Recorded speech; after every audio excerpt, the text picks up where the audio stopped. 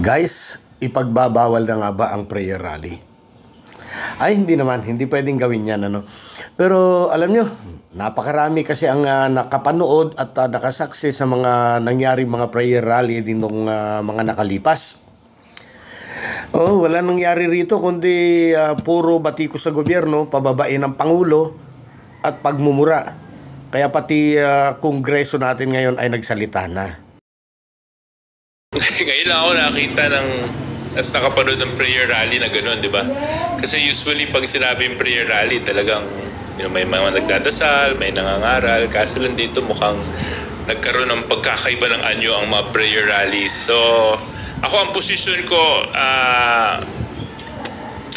I don't think nakakatulong po ito sa takbo ng ating bansa. Ang nais po natin ipakita, stability within the country, and having noise such as this is not helpful, especially we're on track towards recovery from a pandemic.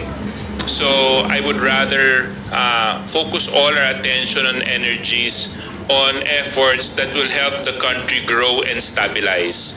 So sana hindi na madagdagan ito dahil nakikita naman natin na wala naman talagang magandang naidudulot so far. So let's just focus on